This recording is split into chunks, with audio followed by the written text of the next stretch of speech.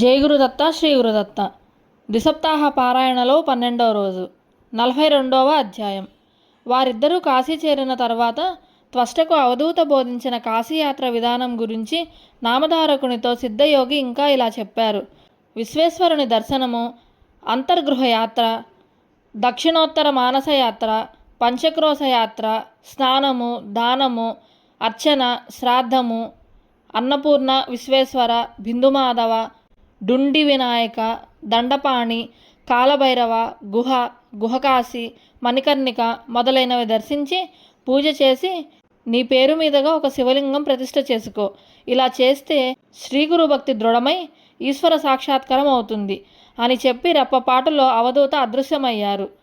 త్వష్ట మనకు ఎదురైన ఆ మహాత్ముడు విశ్వేశ్వరుడు అనుకొని సంతోషించి యథావిధిగా కాశీయాత్ర లింగప్రతిష్ఠ చేశాడు.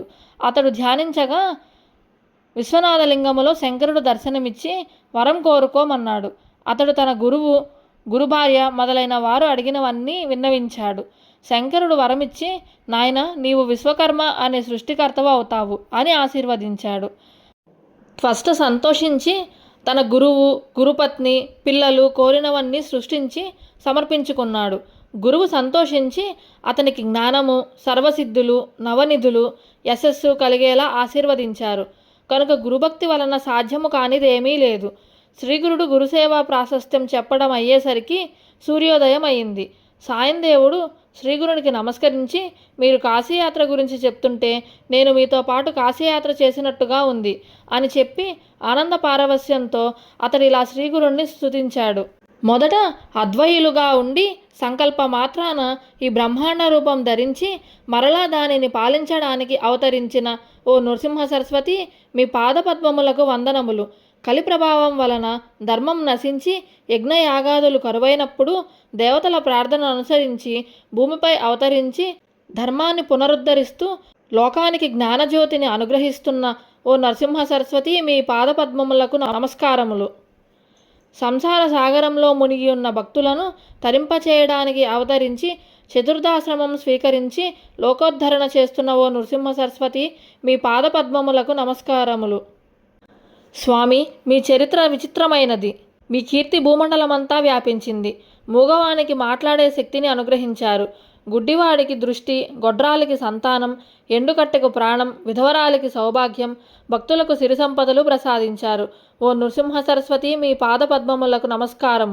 పాపాన్ని, దారిద్రాన్ని పోగొట్టే జగత్తుకు జ్ఞానజ్యోతి ప్రసాదిస్తూ కామధేనువు మరియు కల్పవృక్షాల వలె భక్తులు కోరినవన్నీ నెరవేరుస్తూ ముముక్షువులకు ముక్తిని కూడా మీరు అనుగ్రహిస్తున్నారు. వేదాలకు కూడా అతీతమైన స్వరూపం గల ఓ నరసింహ సరస్వతి, మీ పాదపద్మములకు నమస్కారములు. ఓ గురుమూర్తి, మీ పాదపద్మములను నిత్యము స్మరించే వారికి సర్వతీర్థక్షేత్రాలను సేవించిన ఫలితము, వాటిని దర్శించిన వారికి వేలాది అశ్వమేధ యాగాలు చేసిన ఫలితాలు ప్రసాదిస్తున్న ఓ నృసింహ సరస్వతి, మీ పాదపద్మములకు నమస్కారములు. వేదాలకు కూడా మీ నామమహత్యం అంతుపట్టనిది. సకల భువనాధిపతులైన మీ పాదద్వయాన్ని నా హృదయ కమలంలో నిలుపుకొని మనసారా మరలా నమస్కరిస్తున్నాను. ఓ నృసింహ సరస్వతి, మీ పాదపద్మములకు నమస్కారములు. శ్రీ సద్గురు, నన్ను రక్షించు. వేదాలకు కూడా అంతుపట్టని మీ పరిశుద్ధమైన చరిత్రను నేనేమి వర్ణించగలను? మీరు ఓంకార స్వరూపులు. పంచభూతాలు, సూర్యచంద్రులు, జీవాత్మ అనే 8 రూపాలలో మీరు విశ్వరూపం ధరించారు. ఓ నృసింహ సరస్వతి, మీ పాదపద్మములకు నమస్కారములు. ఈ కలియుగంలో భక్తులను ఉద్ధరించడానికి దండ కమండలధారి అయిన యతీశ్వరుని రూపంలో అవతరించి భీమా అమరజ సంగమంలో శ్రీ నృసింహ సరస్వతి అను పేరుతో నివసించిన శ్రీగురు, మీ పాదపద్మములకు నమస్కారములు. ఈ ప్రపంచంలోని భక్తులందరినీ తరింపజేయడానికి, యోగులకు దీక్షణను అనుగ్రహించడానికి గాంగాపూర్ క్షేత్రంలో వెలిసిన 4 పురుషార్థాలు ప్రసాదిస్తున్న ఓ నృసింహ సరస్వతి, మిమ్మల్ని స్తుతించడం వలన నాలోని దోషాలన్నిటినీ జయించి మీ పాదపద్మములకు నమస్కరిస్తున్నాను. శ్రీ గురుస్తోత్రమైన ఈ అష్టకాన్ని నిత్యము పఠించిన వారికి బలము, సంపద, సద్బుద్ధి, వర్చస్సు, పుత్రపౌత్రాభివృద్ధి, ఆయురారోగ్యాలతో కూడిన ఐహిక సౌఖ్యానికి తోడు అటు తర్వాత ముక్తి కూడా లభించగలదు. ఈ శ్రీగురుడు సంతోషించి, నాయన, నీకు కాశీ దర్శనమైంది కదా, ఇందువలన మీ వంశంలో 21 తరాల వారికి కాశీయాత్రా ఫలం సిద్ధించింది. నీవు మా దగ్గర నుండి మా పాదసేవ చేసుకో. కానీ అలా చేయాలంటే ఆ మ్లేచ్ఛరాజు సేవలో ఉండకూడదు. కనుక నీ భార్యాబిడ్డలను తీసుకొని వచ్చి గంధర్వ నగరంలో ఉండు అని చెప్పి అతనిని వెంటబెట్టుకొని గ్రామంలోని తన మఠానికి తిరిగి వచ్చారు. సాయందేవుడు ఆ ప్రకారమే స్వగ్రామానికి వెళ్ళి భార్యాబిడ్డలను తీసుకొని గంధర్వపురం చేరుకున్నారు. శ్రీగురుడిని దర్శించి మైమర్చి గంతులేస్తూ తన మాతృభాష అయిన కన్నడంలో ఇలా స్తుతించాడు. భూమిపై భక్తుల పాలిట భాగ్యనిధి అయి అవతరించిన శ్రీ నృసింహ సరస్వతిని చూడగలిగాను. భక్తితో ధ్యానించే వారికి సుఖమిచ్చే జగత్పతి అయిన మీ చరణ కమలాలు దర్శించగలిగాను. సంసారంలో తపిస్తున్న భక్తులకు అభిష్టాలనిచ్చి యోగులకు యోగ సిద్ధిని అనుగ్రహించే శ్రీ నృసింహ సరస్వతి దర్శన భాగ్యం నేడు కలిగింది. మహావాక్యాలుగా చెప్పబడిన పరతత్వమే సగుణమై సత్పురుషులను ఉద్ధరించడానికి దండ కమండలములు ధరించి యతి సార్వభౌముడుగా అవతరించిన ఓ నృసింహ సరస్వతి నేడు నాకు మీ దర్శనమైంది. భక్తపాలుడు దయాసముద్రుడు అయిన మీ పాదస్పర్శ వలన ఈ గంధర్వపురం భూకైలాసమైంది. అట్టి మీ పాదదర్శనం నేడు నాకు లభించింది. యతులు అనే నక్షత్రాల మధ్య చంద్రుని వలె ప్రకాశిస్తున్న దర్శనం నేడు కలిగింది. మీ యతి రూపంలో భక్తజనుల మహాభాగ్యమే సాకారమై వెలిసింది. వేదాంత తత్వానికి ఆదర్శమైన చరిత్రను చూపే మీ పాదాలను నేడు దర్శించగలిగాను. భక్తులను రక్షించడంలో జాగు చేయని దయామయ మీకు జయము. ఆనంద సముద్రుడు గంధ పరిమళాలతో శోభిల్లే యోగిజన వల్లభుడు అయిన శ్రీకృష్ణుని మీ రూపంలో దర్శిస్తున్నాను. ప్రకృతి పురుషుల అభేదాన్ని నృసింహ సరస్వతి అనే పేరు సార్థకమునర్చిన సద్గురు రూపంలో సంచరిస్తున్న మహావిష్ణువుని నేడు దర్శించుకున్నాను. శ్రీగురుడు ఎంతో సంతోషించి అతనిని అతని భార్యాబిడ్డలను తమ సన్నిధిలో కూర్చోబెట్టుకొని వాత్సల్యంతో వారి క్షేమ సమాచారాలు విచారించారు. సాయందేవుడు వారందరినీ స్వామికి పరిచయం చేశాడు. అప్పుడు సాయందేవుని పెద్ద కుమారుడైన నాగనాథుడిని చూపిస్తూ శ్రీగురుడు ఇలా చెప్పారు. ఇతడు సిరి సంపదలతో చిరకాలం జీవిస్తాడు. వీడే మా నిజమైన భక్తుడు, మాకు ప్రీతిపాత్రుడు. వీడి కీర్తి ఎంతగానో విస్తరిస్తుంది. వంశోద్ధారకుడవుతాడు. సౌభాగ్యవతి అయిన నీ భార్యకి ఇంకా 4 కొడుకులు పుడతారు. మ్లేచ్ఛుని సేవించడం వలన నీ పుణ్యం నశిస్తుంది గనుక నీవది విడిచిపెట్టి మా వద్దనే ఉండు అని అతని భార్యా పిల్లలను కూడా అందుకు ఒప్పించారు. తరువాత సాయందేవునితో స్వామి ఇలా చెప్పారు. మొదట వీరిని తీసుకుని సంగమానికి వెళ్ళి స్నానం చేసి అశ్వస్థాన్ని పూజించుకొనిరా అని చెప్పారు. ఆనాడు అనంత పద్మనాభ చతుర్థి కనుక నది ఒడ్డున ఎందరెందరో ఆ వ్రతము చేసుకొని శ్రీగురుని దర్శించుకోవాలని గంధర్వ నగరము వస్తున్నారు. శ్రీగురుడు సాయందేవుణ్ణి కూడా అనంత వ్రతము చేసుకోమని చెప్పారు. అతడు మీరే నాకు అనంతులు, మీ పాదసేవయే నాకు అనంత వ్రతము, నాకు ఇంకా వేరొక వ్రతం ఎందుకు అని అన్నాడు. స్వామి, నాయన నీవు నా మాట విని వ్రతం చేసుకో. పూర్వం కౌండిన్యుడు అనే ఋషి ఈ వ్రతం చేసుకొని అభిష్టాలన్నీ పొందాడు. నీవు కూడా కౌండిన్యస గోత్రుడివే కనుక ఈ వ్రతం ఆచరించు అని చెప్పారు. అప్పుడు సాయందేవుడు, స్వామి అలా అయితే ఆ వ్రత విధానం ఏమిటి? మా గోత్ర ఋషి దాని వలన ఎలా కృతార్థులయ్యారో వివరించండి అని కోరాడు. శ్రీగురుడు వివరించారు. ఇంతటితో 42వ అధ్యాయం సమాప్తం. 43వ అధ్యాయం ప్రారంభం. శ్రీగురుడు సాయందేవునితో చెప్పిన ఆ వ్రత విధానం సిద్ధయోగి ఇలా చెప్పారు. ఈ అనంత వ్రతము ఆచరించడం వలన ధర్మరాజు తాను కోల్పోయిన రాజ్యమంతా తిరిగి పొందగలిగాడు. పాండుపుత్రుడైన ధర్మరాజు కపటజూతంలో ఓడిపోయి తన తమ్ములను ద్రౌపదిని తీసుకొని ఘోరమైన అడవి ప్రాంతాలకు వెళ్ళి ఎన్నో కష్టాలు అనుభవించాడు.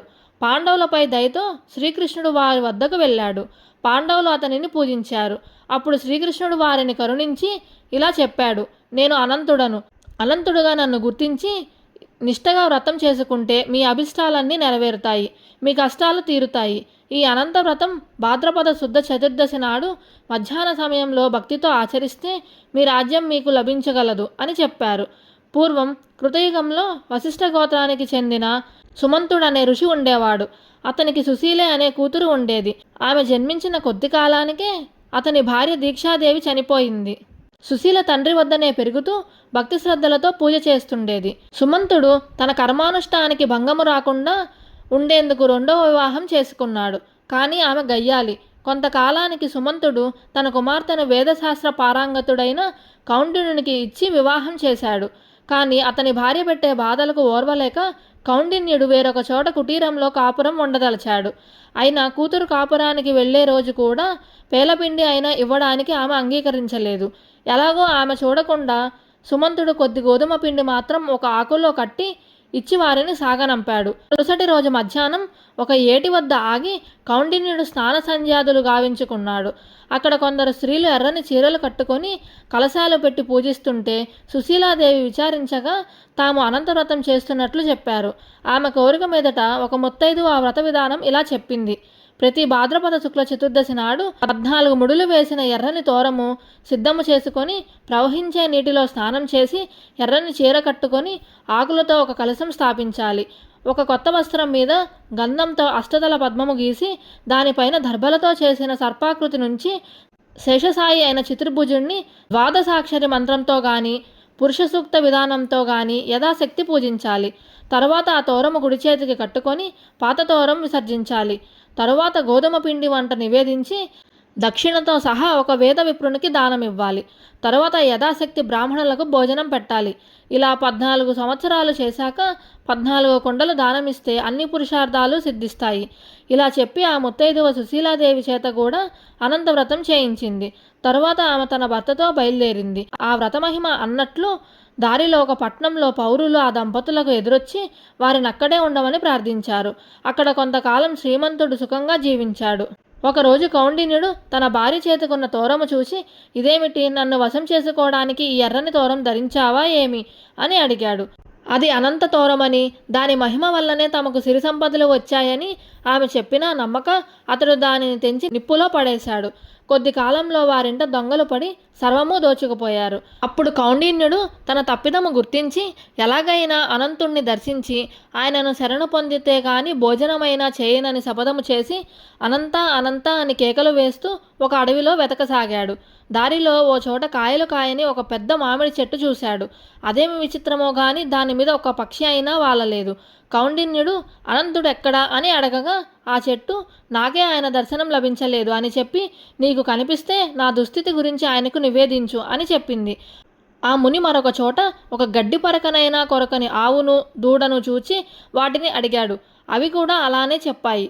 మరొక చోట అటువంటి ఆంబోతే కనిపించి అలానే చెప్పింది. ఇంకొంత దూరం వెళ్ళాక కౌండిన్యుడికి 2 కొలనులు కనిపించాయి. ఒక దానిలోని నీరు మరొక దానిలోకి ప్రవహిస్తున్నది. వాటి దగ్గర ఎక్కడా ఒక కొంగైనా వాలడం లేదు. అవి కూడా అనంతుని గురించి అతనికి అలానే చెప్పాయి. తర్వాత ఒక గాడిద, ఒక ఏనుగు కనిపించి అనంతుడు తమకెక్కడా కనిపించలేదన్నాయి. చివరకు అలసిపోయి కౌండిన్యుడు ఒక చోట కూలబడ్డాడు. అప్పుడు ఒక ముసలివాడు అతనిని చేయి పట్టి లేవదీసి అనంతుణ్ణి చూపిస్తాను రమ్మని ఒక అందమైన పట్నంలోని రాజభవనంలో సింహాసనంపై ఉన్న ఒక సుందర విగ్రహాన్ని చూపించాడు.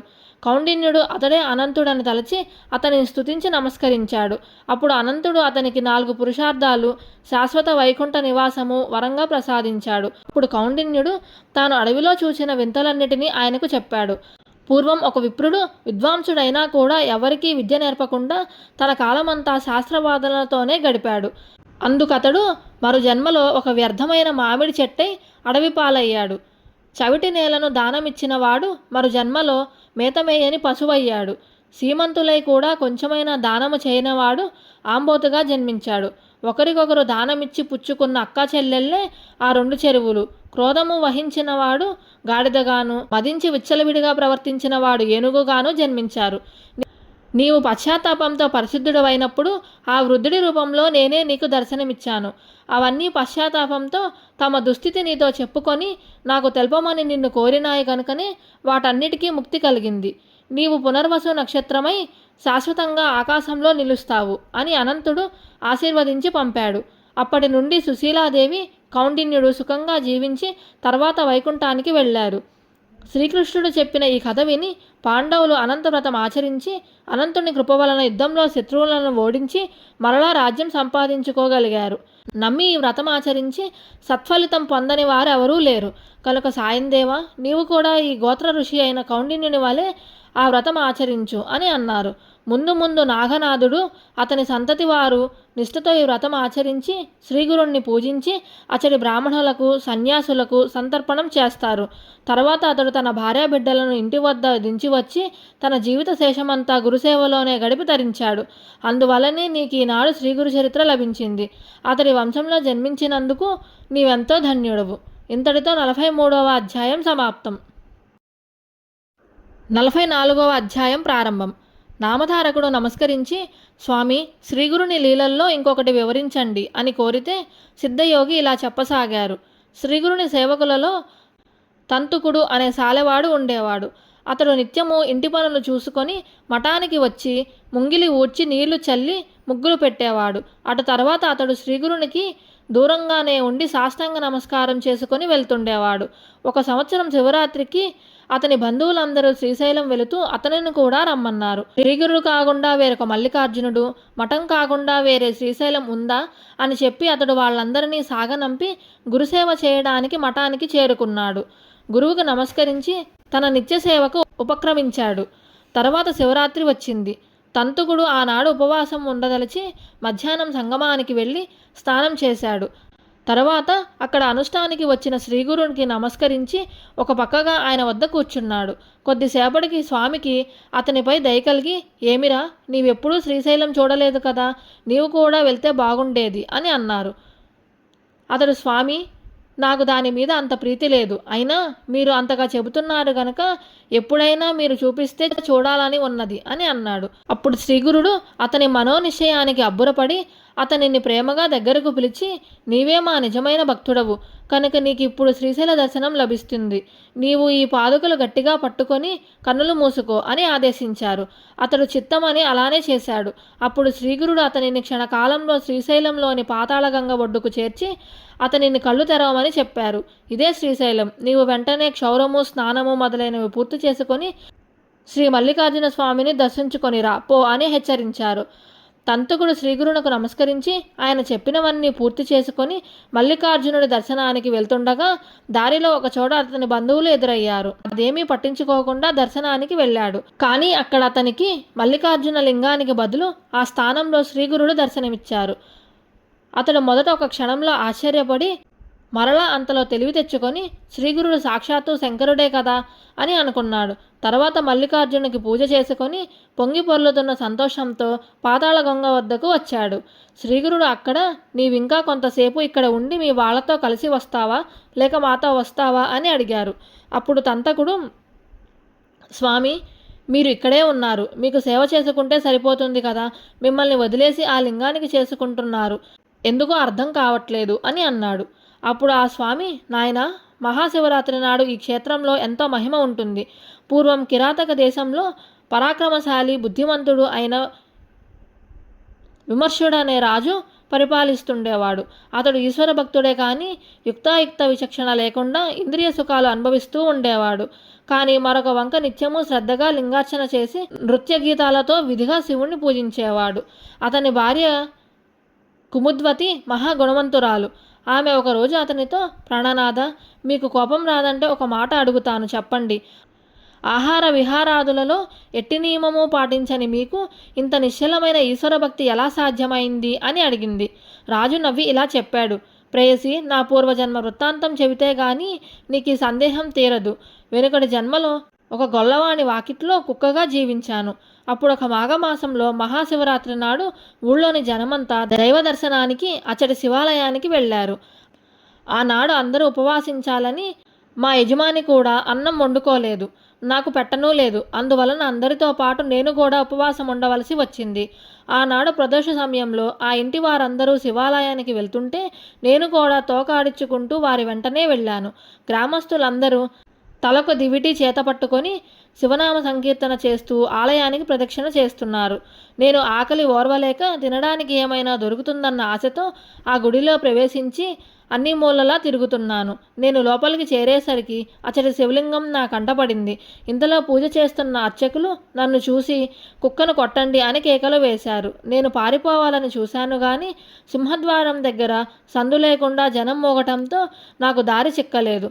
కొందరు కర్రలు చేత పట్టుకొని తరుముతుంటే నేను వారి బారి నుండి తప్పించుకోవాలని 3 సార్లు ఆలయం చుట్టూ పరిగెత్తాను. చివరికి అచ్చటి జనం నన్ను బలవంతంగా బాధటంతో నేను ద్వారం వద్ద పడిపోయి ప్రాణం విడిచాను. అందువలనే నాకిప్పుడు ఇంత జ్ఞానము, రాజ్యము లభించాయి. అయినప్పటికీ నాటి కుక్క బుద్ధి మాత్రం నాకు ఇంకా వదలలేదు. అందుకే తప్పు అని తెలిసినా మార్చుకోలేకున్నాను. కుముద్వతి ఆ వృత్తాంతం విని ఆశ్చర్యపడి, ప్రాణనాథ, నా వెనుకటి జన్మను గురించి తెలపండి అని వేడుకున్నది. అప్పుడు అతను నవ్వి, ప్రేయసి, పూర్వం శ్రీశైలంలో నీవు ఒక పావురంగా ఉన్నావు. నీవు ఒకరోజు అడవిలో మాంసం ముక్కును కరుచుకొని పోతుండగా ఒక డేగ దానిని లాక్కోదలిచి నిన్ను తరిమింది. నీవు ప్రాణభీతితో మల్లికార్జుని ఆలయం గోపురం చుట్టూ ఎగిరావు. చివరికి అది నిన్ను చంపి మాంసం ముక్కను ఎత్తుకుపోయింది. ఆనాడు నీవు ఆలయానికి ప్రదక్షిణం చేసి ఆ క్షేత్రంలో మరణించడం వలన నీవీనాడు రాణిగా జన్మించావు అని చెప్పాడు. నాదా, ముందు జన్మలలో మనకేమి జరుగుతుందో సెలవీయండి అని కోరింది. అప్పుడు రాజు ఇలా చెప్పాడు. సఖి, నేను సింధు దేశంలో రాజకుమారుడిగా జన్మిస్తాను. నీవు సంజయ దేశ రాజకుమార్తెగా జన్మించి నా భార్యవవుతావు. ఆ పై జన్మలో నేను సౌరాష్ట్ర దేశానికి రాజునవుతాను. నీవు కళింగ రాజకుమార్తెవై నా రాణివవు. అటుపై జన్మలో నేను గాంధార దేశానికి రాజునవుతాను. నీవు మగధ దేశానికి రాజపుత్రికగా జన్మించి నన్ను వివాహం చేసుకుంటావు. ఆ తర్వాత జన్మలో అవంతి రాజకుమారుడిగా జన్మించినప్పుడు నీవు దశార్ణ దేశంలో రాజకుమార్తెగా జన్మించి నా పట్టమహిషివవుతావు. అటు తర్వాత జన్మలో నేను అనంతుడనే రాజుగా జన్మిస్తాను. నీవు యాయాతి వంశంలో జన్మించి నా రాణివవుతావు. ఆ పైన నేను పాండ్య దేశంలో పద్మవర్ణుడనే రాజుగా జన్మిస్తాను. అప్పుడు నీవు విదర్భ దేశంలో సుమతి అనే రాజకుమార్తెగా స్వయంవరంలో నన్ను వివాహమాడతావు. అప్పుడు నేను సర్వశాస్త్రాలు నేర్చి దేవతలను బ్రాహ్మణులను పూజిస్తూ దానధర్మాలు చేసి చివరకు వృద్ధాపంలో అగస్త్య మహర్షి వలన సన్యాసాశ్రమం తీసుకొని మరణించాక నీతో కలిసి జన్మరాహిత్యం పొందుతాను. ఇంతటికి కారణం శ్రీశైల మల్లికార్జుని అనుగ్రహమే. కనుక మనం శ్రీశైలం దర్శించి వద్దాము అని చెప్పి కుముద్వతితో కలిసి యాత్ర చేసి వచ్చాడు. కనుక తంతుక, నీకిప్పుడు ఈ సంగతి తెలిసింది కనుక నేటి నుండి నీవు నిరంతరము ఈశ్వరుని ఆరాధించు. గంధర్వ నగరంలో శ్రీ మల్లికార్జునితో సమానమైన మహిమగల కల్లేశ్వరుడున్నాడు. నీవు నిత్యము ఆయన్ని ఆరాధించు అని చెప్పారు. తంతకుడు, స్వామి, మీరెందుకు ఇలా చెబుతున్నారో నాకు తెలియడం లేదు. మల్లికార్జుని స్థానంలో నాకు దర్శనమిచ్చింది మీరే కదా. నన్ను వేరుగా శివార్చన చేయమంటారేమిటి? మీరు గాక వేరొక దైవం ఉన్నదా అని అడిగాడు. అప్పుడు శ్రీగురుడు అతనితో పాదుకలు విడవకుండా పట్టుకోమ్మని చెప్పి రెప్పపాటులో గంధర్వపురం వద్ద సంగమానికి అతనిని తమతో కూడా చేర్చారు. వీరిద్దరూ శ్రీశైలంలోనున్న సమయంలో పురవాసులందరూ శ్రీ నృసింహసరస్వతి స్వామి దర్శనం కోసం మఠానికి సంగమానికి వచ్చి పవిత్రమైన మహాశివరాత్రి నాడు వారు దర్శనం ఎక్కడ లభించక నిరాశతో తిరిగిపోయారు. తర్వాత శ్రీగురుడు వారందరినీ పిలుచుకురమ్మని తంతకుడిని గ్రామానికి పంపారు. అందరూ అతన్ని చూసి ఆశ్చర్యంతో, నీవు మహాశివరాత్రి నాడు తల గొరిగించుకున్నావేమి అని ఎగతాళి చేశారు. అతడు జరిగినదంతా పూసగుచ్చినట్లు చెప్పాడు. ఇప్పుడు స్వామి సంగమ తీరంలో ఉన్నారు, మిమ్మల్ని పిలుచుకురమ్మన్నారు, కావాలంటే వారిని అడగండి అని చెప్పాడు. శ్రీగురుని మహత్యం ఎరిగిన ఆ భక్తులు నమ్మారు. వెంటనే అందరూ శ్రీగురుని దర్శించి ఆ రూపంలో తమకు కూడా మల్లికార్జునుడే దర్శనమిచ్చాడని స్తుతించారు. తర్వాత 15 రోజులకు శ్రీశైల యాత్రకు వెళ్లిన పురవాసులు తిరిగి వచ్చి ఆ క్షేత్రంలో తాము తంతకుడిని చూచామని చెప్పారు. అంతవరకు అతని మాటలు నమ్మని వారు కూడా తంతకుడు చెప్పినది వాస్తవమని తెలుసుకున్నారు. తంతకుడు యావజ్జీవము స్వామిని సేవించి చివరకు ముక్తి పొందాడు. శ్రీగురుని మహత్యం ఎంత అని చెప్పగలము? ఇంతటితో 44వ అధ్యాయం సమాప్తం. 45వ అధ్యాయం ప్రారంభం. నామధారక, ఇంతకు ముందు నరహరి శర్మ వలనే శ్రీగురుణ్ణి సేవించి మరి 2 కవులు ముక్తులయ్యారు. శ్రీగురుడు వారిని ఎలా అనుగ్రహించారో చెబుతాను విను. నందిశర్మ అనే బ్రాహ్మణునికి తెల్ల కుష్టి వ్యాధి వచ్చింది. అతడు ఆ బాధ తొలగించుకోవడానికి తుల్జాపురం వెళ్ళి అహర్నిశలు తదేక దీక్షతో భవానీదేవిని 3 సంవత్సరాలు ఉపాసించాడు. ఫలితం కనిపించకపోయేసరికి అతడు ఒకసారి 3 రోజులు ఉపవాసం చేశాడు. 3వ నాటి రాత్రి జగన్మాత అతనికి స్వప్న దర్శనమిచ్చి చందలా పరమేశ్వరుని ఆశ్రయించమని చెప్పి అంతర్ధానమైంది. ఆ ప్రకారమే అతడు వెళ్ళి 7 మాసాల పాటు ఒంటిపూట భోజనంతో ఆ పరమేశ్వరుణ్ణి పూజించాడు. అప్పుడు ఒకనాటి రాత్రి గంధర్వపురంలో విజయం చేస్తున్న త్రిమూర్తి అవతారమైన శ్రీ నృసింహ సరస్వతి స్వామియే యతీశ్వరుణ్ణి ఆశ్రయించమని చెప్పి అంతర్ధానమైంది. నేను ఇంతకాలం ఇంతటి దీక్షతో ఉపాసిస్తే తెలిసినది ఇదేనా? దేవి, ఈ మాట మొదటనే చెబితే నేను ఇక్కడికి వచ్చేవాణ్ణి కాదు కదా. చివరకు నన్ను ఒక మానవ మాతృణ్ణి ఆశ్రయించమంటావా? నీ దైవత్వం ఏమైంది? తపస్సు చేసి నేను తెలుసుకున్నది నీకు శక్తి లేదనా? దేవి, నీవు నా రోగం పోగొట్టుకుంటే నీ పాదాల వద్దే ప్రాణత్యాగం చేస్తాను అని దేవికి చెప్పుకొని వేచి ఉండసాగాడు. ఆ దేవి అతనికి మరలా ఆ మరుసటి రోజు రాత్రే స్వప్న దర్శనమిచ్చి లేచిపొమ్మని ఆదేశించింది. దానికి తోడు అచ్చట పూజారికి కూడా ఆమె దర్శనమిచ్చి నందిశర్మను అక్కడి నుండి వెళ్ళగొట్టమని ఆజ్ఞాపించింది. మరుసటి ఉదయాన్నే పూజారి వలన బలవంతాన ఆ ఊరు విడిచి బయలుదేరాడు. చివరికి గమ్యస్థలానికి చేరుకున్నాడు. అతడు దేవి చెప్పిన ఆ యతీశ్వరులు ఎక్కడ ఉన్నారని ఆ నగరవాసులను విచారించాడు. వారు శ్రీగురుడు శివరాత్రికి నిన్నటి దినమంతా ఉపవసించి స్నానానికి సంగమానికి వెళ్ళారు, కొద్దిసేపట్లో తిరిగి వస్తారని చెప్పారు. స్వామి మఠంలో ప్రవేశించి తమ స్థానంలో కూర్చోగానే వారి దర్శనానికై ఒక కుష్ఠిరోగి వచ్చారని అచ్చటి వారు మనవి చేశారు. అది వినగానే శ్రీగురుడు మా ఎదుటకు రమ్మనండి అని చెప్పారు. అది విని నందిశర్మ అడుగడుగునా సాష్టాంగం పడుతూ వారి ఎదుటకు వచ్చాడు. శ్రీ నృసింహ సరస్వతి అతనిని చూసి, ఏమయ్యా, మా దర్శనానికి వచ్చావేమి? నీకు విశ్వాసం లేకుంటే దేవి ఆదేశిస్తే మాత్రం రావడం ఎందుకు అని అన్నారు. నందిశర్మ పశ్చాత్తాపంతో సాష్టాంగ నమస్కారం చేసి ఇలా వివరించారు. నాకు వివాహం అయినప్పటి నుండి కుష్ఠిరోగం వచ్చింది. అందువలన నా భార్య నన్ను విడిచి పుట్టింటికి వెళ్ళింది. నా తల్లిదండ్రులు కూడా నన్ను వెళ్ళగొట్టారు. నేను దిక్కులేని వాడినై ఆ జగదాంబను ఆశ్రయించి ఉపవసించాను. నా పాపం నశించలేదు. అప్పుడు ఆ తల్లి చెప్పినట్లు చందలేశ్వరుని దగ్గరికి వెళ్ళాను. ఆ తల్లి కూడా నన్ను చేదరించుకొని వెళ్ళగొట్టిందే గాని అనుగ్రహించలేదు. నా ముఖం చూచేవారెవరూ లేరు. నేను ఇలా బ్రతకడం కంటే మరణించడమే మేలు. చివరి ఆశగా మిమ్మల్ని శరణు పొందడానికి వచ్చాను. దయచేసి నా వ్యాధికి నివారణమున్నదో లేదో చెప్పండి. ఈ దుస్థితిలో నేనింక బతకలేను అని దీనాతి దీనంగా నందిశర్మ వేడుకున్నాడు. శ్రీగురుడు అతని పట్ల కృపచెంది సోమనాథుడనే ప్రియశిష్యుణ్ణి పిలిచి, నాయన, నీవు అతనిని సంగమానికి తీసుకుపోయి సంకల్పం చెప్పించి షట్కుల తీర్థంలో స్నానం చేయించు. తర్వాత అచటి అశ్వస్థ వృక్షానికి సేవ చేయించు. అప్పుడు ఇతడు కట్టుకున్న బట్టలు తగలబెట్టించి కొత్త వస్త్రాలు కట్టించి ఇక్కడకు తీసుకుని రా అని ఆదేశించారు. ఆ ప్రకారమే నందిశర్మ స్నానానికి వెళ్ళి ఒకసారి ఆ నదిలో మునిగి పైకి లేవగానే అతని శరీరంలో ఆ రోగం ఎక్కడా లేకుండా పోయింది. తర్వాత అచ్చటి అశ్వస్థ వృక్షానికి ప్రదక్షిణం చేయగానే అతని శరీరం బంగారు ఛాయతో వెలిగిపోయింది. తర్వాత అతడు కొత్త వస్త్రాలు ధరించి అతని పాత వస్త్రాలు మూట కట్టించి ఒకచోట తగులు పెట్టించారు. తిరిగి వారు మఠానికి చేరుకున్నారు. శ్రీగురుడు అతనిని చూసి, ఏమి నందిశర్మ, నీ కోరిక నెరవేరిందా? జాగ్రత్తగా నీ ఒళ్ళంతా చూచుకొని చెప్పు అని అన్నారు. కొద్ది మాత్రం కుష్టు మిగులుండటం చూసి బాధపడి, అయ్యా, మీ కృప వల్ల కూడా ఈ వ్యాధి పూర్తిగా నశించలేదు, నన్ను దయచూడండి అని వేడుకున్నాడు. అప్పుడు శ్రీగురుడు, నాయన, నీవు దేవతల వల్ల కానిది ఒక మానవ మాతృని వల్ల ఎలా సాధ్యమవుతుంది అని సంశయించినంత మేరకు ఈ వ్యాధి మిగిలింది. ఇప్పుడు నీ సందేహం తీరిందో లేదో చెప్పి స్తోత్రం చేయి, ఆ కాస్త తొలగిపోతుంది అని అన్నారు. నందిశర్మ నమస్కరించి, స్వామి, మీ పట్ల నాకు గల సంశయం పూర్తిగా తొలగిపోయింది. కానీ నేను చదువుకోలేదు. మందబుద్ధినైన నాకు మిమ్మల్ని స్తుతించడం ఎలా సాధ్యం అని ఆయన పాదాలకు నమస్కరించాడు. భస్మం తీసుకొని అతనిని నోరు తెరవమని చెప్పి అతని నాలుక చివర ఉంచారు. అతడు వెంటనే జ్ఞానవంతుడై లేచి చేతులు కట్టుకొని స్వామిని భక్తి పారవశ్యంతో ఇలా స్తుతించాడు. ఓ పరమేశ్వర, నీవు సర్వకర్తవు, సర్వభర్తవు, ఆత్మస్వరూపివి. నీవే ప్రకృతి యొక్క త్రిగుణాల నుండి భూతాలను పుట్టించి మాయావశమైన ఇంతగా విస్తరించిన ఈ చరాచర జగత్తుని సృష్టించావు.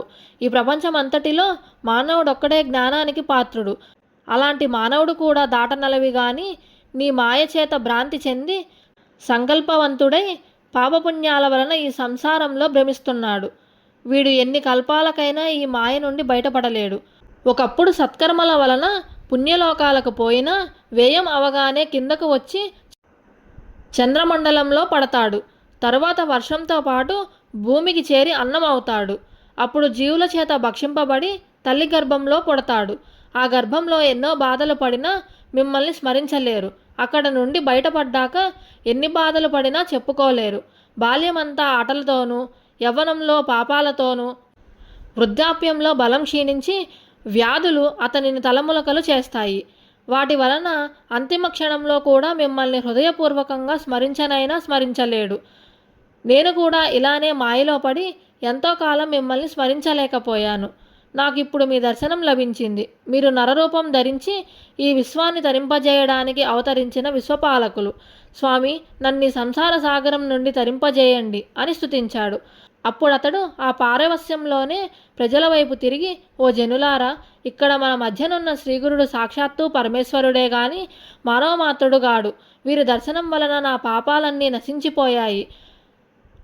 అతడు చేసిన స్తోత్రానికి సంతోషించిన శ్రీగురుడు అతడి వారితో, ఈ బ్రాహ్మణునికి కవీశ్వరుడు అని బిరుదిస్తున్నాను. నేటి నుండి అందరూ ఇతనిని కవీశ్వరుడనే పిలవండి అని చెప్పారు. ఇంతలో తన పారవస్యం నుండి తెప్పరిల్లిన నందిశర్మ తన శరీరం పరిశీలించుకున్నాడు. అంతకుముందు మిగిలిన కొద్దిపాటి కుష్టి కూడా మటుమాయమవడం గమనించాడు. సంతోషంతో స్వామికి నమస్కరించాడు. నాటి నుండి నందిశర్మ శ్రీగురుణ్ణి సేవిస్తూ ఆయన మహత్యాన్ని కీర్తిస్తూ స్వామి సన్నిధిలోనే ఉండిపోయాడు. ఇటువంటి కవీశ్వరుడే మరొకడు కూడా శ్రీగురుణ్ణి సేవించి తరించాడు. ఇంతటితో 45వ అధ్యాయం సమాప్తం. ఇంతటితో ఈరోజు పారాయణ పూర్తయింది. జై గురుదత్త, శ్రీ గురుదత్త.